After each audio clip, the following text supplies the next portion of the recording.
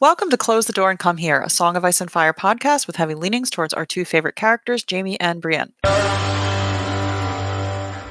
Hi, I'm Clotho. You can find me at Clotho Spindle on Blue Sky Social. Today I'm joined with Kama Hi, this is Kama, and you can find me at Kama Splice on Blue Sky. and Chicky. Hey, I am Chicky, and I am Chicky on Blue Sky. We're going to be discussing the third and final part of the Sworn Sword, A Knight of the Seven Kingdoms. All of our usual trigger warnings for any discussions that might come up about rape or violence.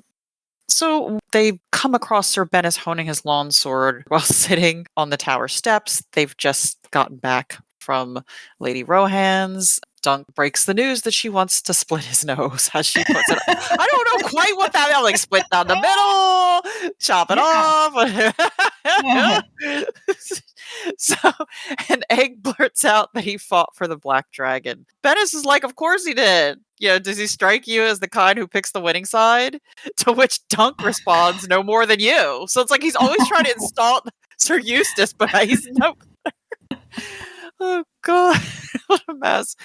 And he sends Egg to tend to the horses while he has to do this very difficult conversation with Sir Eustace. Dunk tells him what they found out, and Sir Eustace basically sort of slumps there and tells Dunk, he can leave his service if he wishes. And Eustace, defends himself, defends fighting for Daemon. Dunk sort of thinks to himself, it's reasonable in a sense that half the realm fought on each side. So, there's going to be a lot of people. He thinks about that. I run into a lot of people who fought on the wrong side. What I love about this section is how Dunk realizes, he's like, well, half the realm fought for one and half fought for the other, but I've never met anyone who admitted that they fought for the rebel side. And it's like, that is just such a typical post-war thing, where it's just like, if you were on the losing side, you just never admit it or talk about it. And I love that this is like the first time he's ever really confronted anybody who was in rebellion, and he had been concealing it or trying. It's hard to bring politics in, but I swear to God, I know people who voted MAGA, and no one ever fucking admits it. So I don't know what that's about, but it's weird because they won, but they still fucking won't admit it. Sorry. So you run it. So people, it's weird how you just assume. If you don't know, he doesn't know. He could have run into many people who were obviously he has. Side. Yeah, obviously he has run into people. So he goes on to lament, this is Sir Eustace, that Darren's mercy on him, afterwards made him small. So basically he's sort of saying almost oh, I should have, if I had just died in battle, sort of like this, it would have been better for me, which sounds like maybe it would have, but because everything that followed was just his life going down the tubes. And when Egg questions him further on his choices, he becomes angry with Egg and threatens, to beat him for his insolence. And at that point, Dunk's like, this is it. He's tells Sir Eustace they're leaving the Standfast and his service. So that night they sleep in the cellar amongst the villagers because he's taking his time to sort of consider what they should do. He's like, do I take him back to Summerhall? He's, his mind's wandering over to Rohan, and he starts to feel guilty that he's thinking about her, because then he starts to think about Tansel Tootal, and she left after the trial of the Seven, and it's just his mind's all a jumble. And so I gotta say, I'm gonna break in here. I haven't mentioned this in the last couple of parts, but I do appreciate how often Dunk is still thinking about Tansel in this novella. It's been a year and a half since he's seen her. And he is still thinking, and he mentions at one point that they've been chasing puppet shows, and it's right. Yeah, that's true. And I'm like, did he go to Dorne just so he could maybe find her? That's what I assumed. That's what I assumed. Which I kind of love. Yeah. I mean, I do like the attraction between Dunk and Rohan, but I really like Tansel, and Yeah, I like her a little bit better than I get the appeal of the little story, but I think I like Tansel Tootal a little better. I'm such a Dunk and Tansel shipper. That's my jam. Oh man. So he finally drifts off to sleep, and now he has another dream where he's running through Wattswood, running towards Rohan and through the woods, and she's shooting arrows at him, and one pierces his chest, and he's kind of got all these arrows are hitting him, and it's this. I think she's naked at one. I don't know if she's naked through the whole thing. George, it's a weird George naked woman thing, and it was kind of very He loves to get people naked in a dream. That is a big thing for him. And he wakes up just as he decides to kiss her in the dream, and he's waking up to curses and complaints all around him, and Sam Stoops is rushing down yelling about the sky. Once they all go up and they realize that the Watts wood is on fire, and uh, they they can't get back to sleep after that. They're basically all standing sort of watch at night, and um trying to figure out what the heck's going to happen. And Dunk suggests that Bennis should go, just go and deal with it and stop all this madness. Go And sacrifice himself, which yeah, is clearly not a Bennis thing to do. um, and Sir Eustace and Bennis, they start having this really out there conversation about, let's start burning her crops, let's burn the mill, and then burn the miller too. Like, it's wild. I'm like, how do we? It's like, I feel like it escalated so quickly. Like, they're just like, okay, oh my god. And Egg's begging Dunk to try and stop them from making it worse. And Dunk's still like, okay, this can't be any of our concern. Like, he just wants it so not to be any of their concern. Yeah, he just wants no part of any of this anymore. I don't blame him. So, oh man. And they had just decided, it's like in the morning, they had just kind of come to the conclusion, let's go to Fair Isle. And they're coming outside to they see the recruits lined up, and Ser Bennis claims that they're going to haul up the stairs, and the villagers are going to protect the tower. And Dunk tells the villagers he's just over it. He's like, go home. And he ends up like yelling at them to scare them off. And the chickens are flying and flapping and running, and it's a mad dash. And Eustace is like screaming at the furious down at them. And then he asks him like, what? He's accusing Dunk, like, what did she do? What did she give you or promise you to make, you betray me? Um, it's Dunk's like, okay, look, I owe you some service still, and I'll accompany, you. He agrees to accompany him to meet the Lady Rohan again. So it's like, he just can't. He sees these people. He can't like just throw them all under the bus, essentially. Well, yeah, whatever he thinks of Sir Eustace, he just knows that his small folk had nothing to do with any of it, and don't they're suffering. They're going to suffer. Yeah, they don't deserve to starve. And and I think if maybe someone better, I think that Ser Bennis is like really, I feel like the nail in the coffin for all of them. Like, I think Dunk at least has some sense that this is going to end in disaster if they leave it to him. Yeah. Because Eustace is not in his right mind. So, well, he's a weak man, right? Yeah. I mean, that's the big problem. He's a weak man with big dreams and broken dreams and a weak old man. And I think maybe slight signs of dementia because he kind of repeats his stories a little bit. A couple I times. was wondering that too because it seems like sometimes he is in another world. So yeah, it's sad. And oh man, so Bennis stays behind with Sam Stoops and his wife inside the tower, and Dunk and Egg and Sir Eustace, they travel back across the burning wasteland of what was once Watts Wood. They reach the dam, and then once they reach the dam, within an hour, Lady Rohan arrives. And she's got 33 men, her Meister, and the Septon.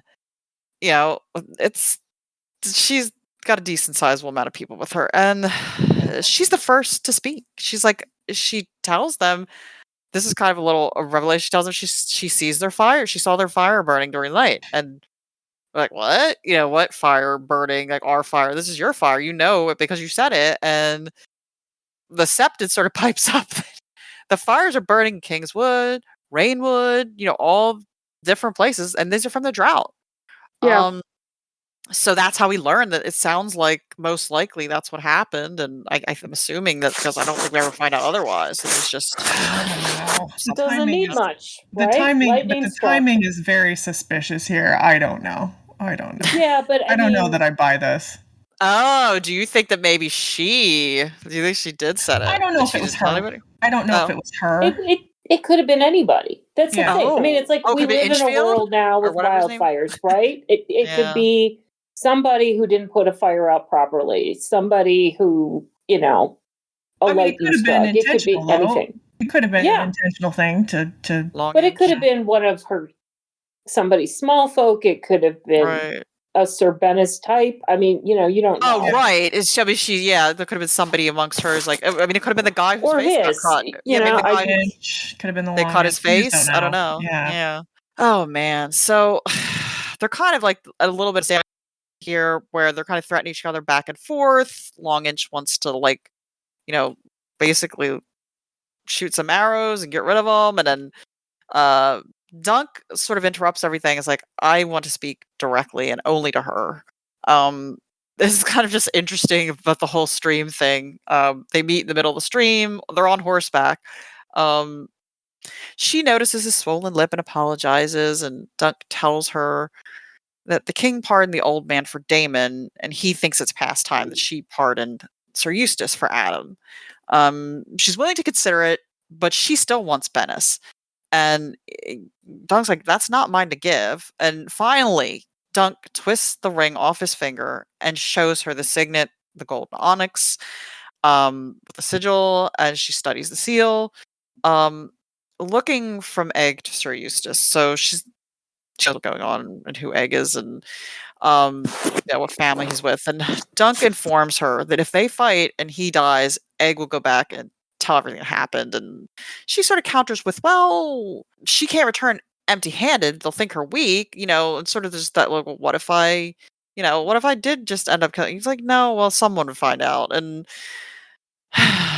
Dunk puts the ring back on his finger. He sees this is going nowhere. He puts the dagger to his cheek and exclaims that it wasn't Bennis who cut the digger, it was me, and slashes downward. Oh, So, God, just she's like, you're mad, you know. She's just like, and at this point, she's like, if you were better born, I'd marry you. And I love that she immediately wants to propose when he does this. Bananas. Crazy dude. Oh gosh. Oh man. Yeah, and Dunk responds, he's like, you know, if pigs had, I quoted that, pigs had wings and scales and breathed flame, they'd be as good as dragons. So he's like, yeah, that's all that's for. You're gonna marry me, right? Oh god. So basically it's come down to she's demanding either an apology or a trial from Sir Eustace over the fire accusations after they've sort of resolved the whole digger thing with the slicing the cheek. And the Septon's over there praying and suggesting that, like, let's bring this matter before Lord Rowan, you know, go to somebody a little higher up, and then in the chain. And she's like, she refuses. And Sir Lucas is like getting angry. He's like, you're gonna marry. He's like, you're gonna marry me when this farce is over. So it's like all this shit is hitting the fan. Um, so Dunk gives Egg back the ring and tells him to go to Summer Hall if he dies. And he takes Thunder to the stream, and Sir Lucas is riding. They describe the chestnut courser, and they start fighting in the middle of the stream again. So this is like they're battling now. Yeah. So I guess this is the trial. Oh man. I mean, this goes on for a while. I kind of love that at one point Dunk hears Egg going, he's right there. I know. I love when Egg does that. That's Egg's favorite thing to yell. And I think it must be some like football thing. Like I can just hear George like in the Giant Stadium yelling. He's right there, like, you know, at the quarterback or something. You know, like hit him with the pass. It must be what it's from. I don't know. Oh gosh. It just gets, I think it's more so when there's water involved. It gets so hard to like visually, like in my mind's eye, see what's happening here. But like, and it sounds like, I mean, I guess part of it is like because Dunk's not able to visually see exactly what's going on because he keeps getting, you know, they're in the horses get knocked down, the horses knock into each other. It's just I love I don't know how this the horses are kicking and biting one another. They're like fighting. The horses are fighting as the guys are fighting. Oh, God. The horses are carrying out the war too. Well, and poor Thunder gets cut in the neck. But I think this is a very well written action, though. George can be really good at these like kind of intimate fights, these one-on-one duels. he actually is pretty good at conveying this action, and this is a pretty good one, and the visuals here He are puts kind you of in there. Yeah, I love the idea of them fighting in the middle of the stream. Yet again, can we just talk about another Jaime and Brienne parallel? Yeah, Fighting in the middle of the Right. stream. Right. Which I'm sure he did on purpose. I don't know why else he would do that. Anyway, just really, really a good hero moment for Dunk. Dunk is just such. I mean, he doesn't even believe in Ser Eustace anymore, and here he is, just like ready to die for him. It's just crazy. I love Dunk so much. It's like, Yeah. this is my ethic and this is my duty. So he's like, okay. So once they at some point they're coming up out of the water and they're starting to fight again. Dunk eventually grabs Sir Lucas's sword and stabs him up beneath the armor and under his arm. And he feels him go limp and float away. So that's it. Dunk has won. Dunk. After that, we get that he's suddenly waking in the Master's Tower in Coldmoat, and they confirm that yes, Sir Lucas is dead. They tell him that Egg would not sleep and had been sitting watch over him with a sword in his lap, which was so cute. That he was so worried about him. I know. And oh gosh, that's adorable. And that's how he finds out, because he asks where Egg is, that he was attending the wedding feast. And I guess I'm just easier just to read this part. You would not know, of course, Coldmoat and Standfast were reconciled after your battle. Lady Rohan begged leave of old Sir Eustace to cross his land and visit Adam's grave, and he granted that right.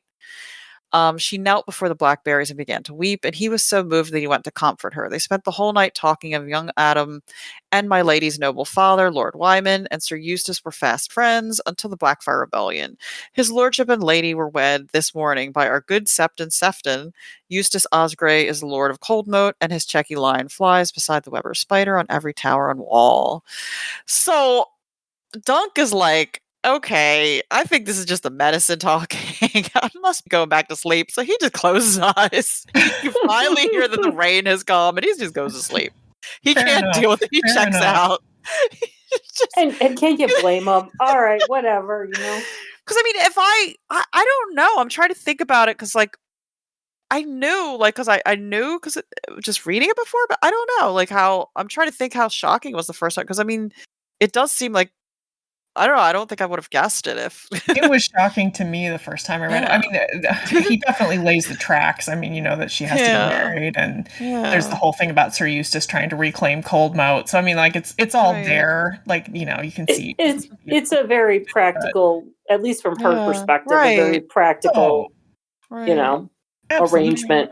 She has to get married to keep her inheritance. So of course, you marry another old man. That makes perfect sense. She doesn't like being married or under anyone's thumb. So she's like, I'll marry another old man and I'll just have to do this for, 5 more years or whatever. Fair enough. Not a bad Right. Yeah. and he's probably, she's got his measure, right? She can control him or do whatever she's got to do or work within the system. Yeah. Yeah. Yeah. She just, so he didn't see her. He doesn't see her at all, until the day he decides that they're leaving. And he mentions this a couple times, so it seems like he's kind of hurt by that. He's like, well, she didn't, why she want to see me when I was standing? She wouldn't visit me when I was lying down healing. And, it comes across his mind several times. And, the Septons wants him to stay. He's like, you need more time to heal. And Dunk's sort of thinking how grateful he was for his company in particular, because he would come and talk to him and he would miss his lively tongue, as he puts it. But they still needed to go.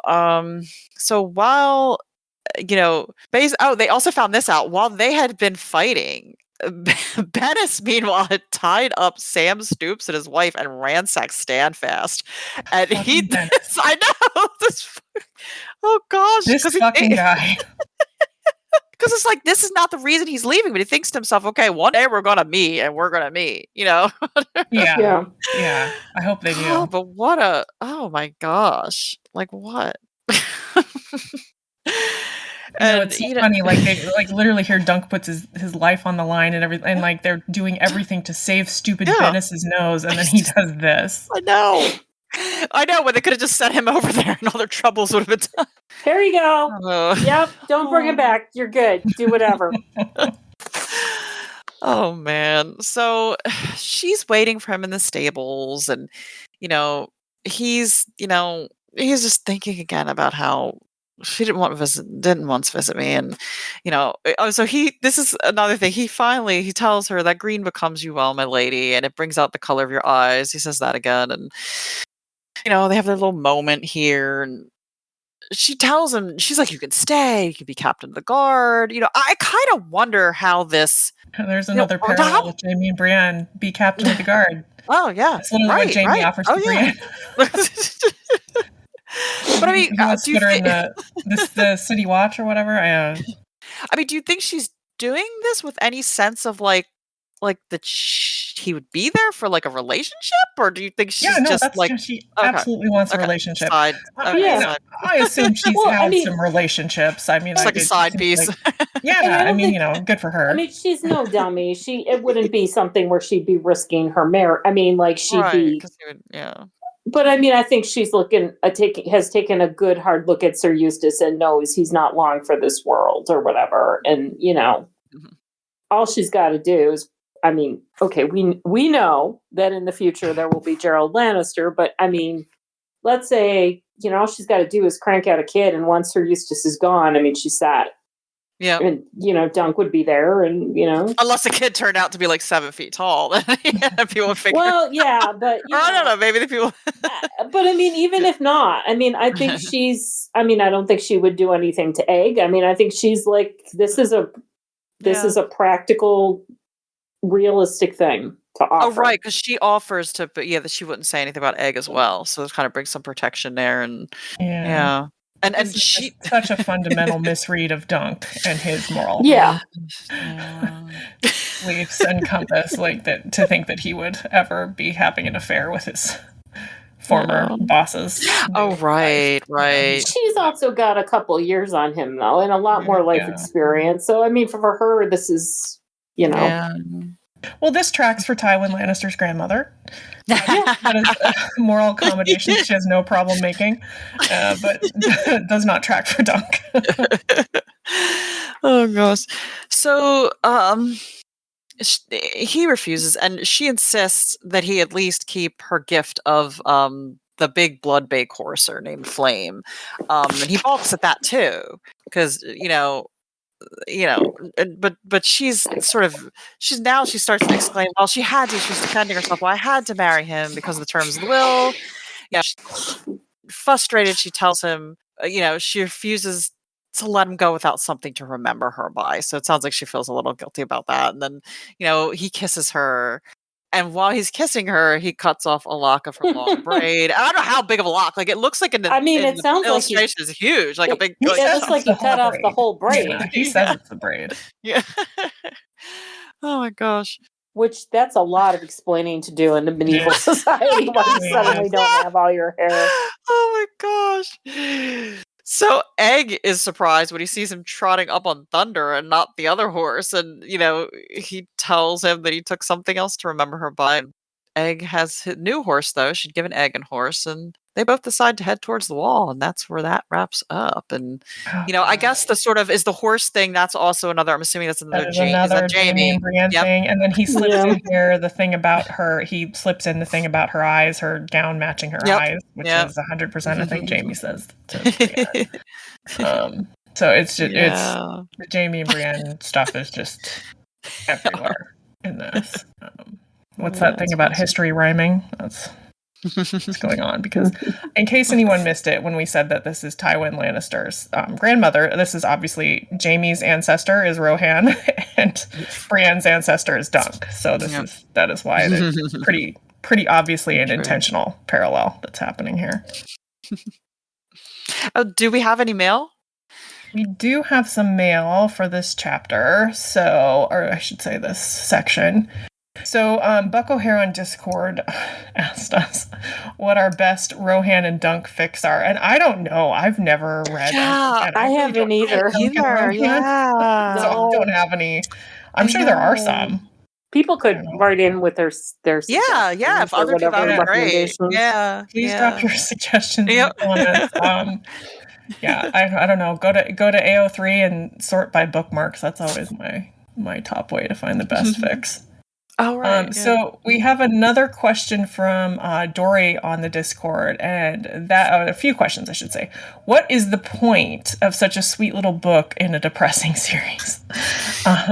Does this tell us anything about the true ending George has in mind? Is there a message? Is he just playing in his sandbox?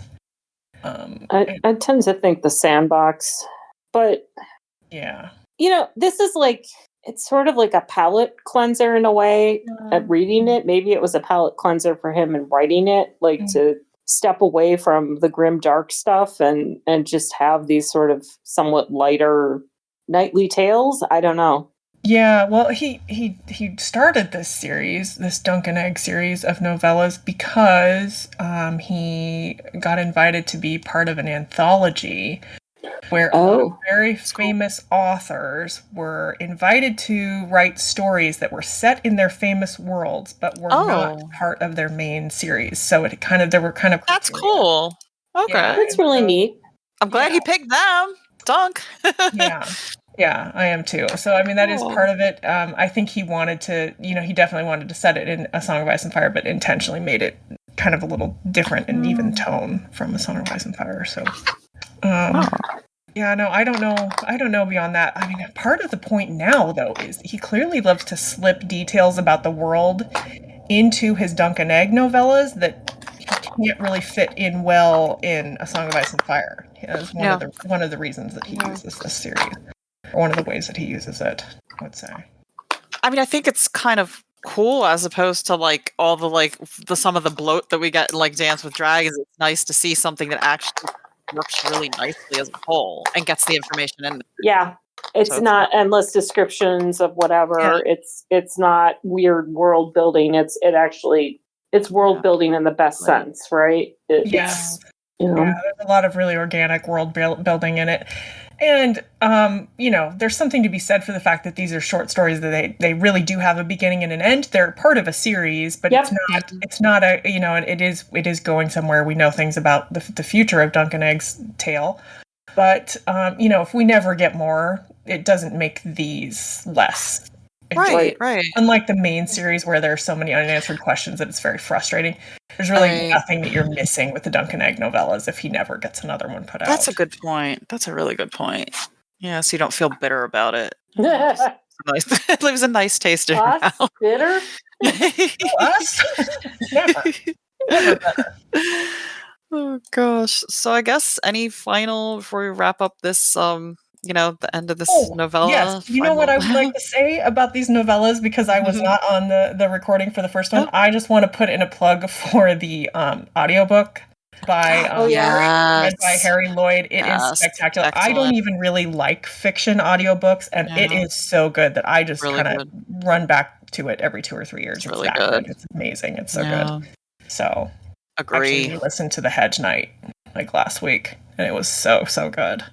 Highly recommend. I have to. I actually wanted to get. I do listen to a lot of audiobooks, but it was out, so I ended up, probably because of the series coming out. So I ended up with the ebook. I bought it, but I'll bet it's tough to get on Hoopla right now, or Libby, or wherever you get them. Your public library. Yep. Your public library.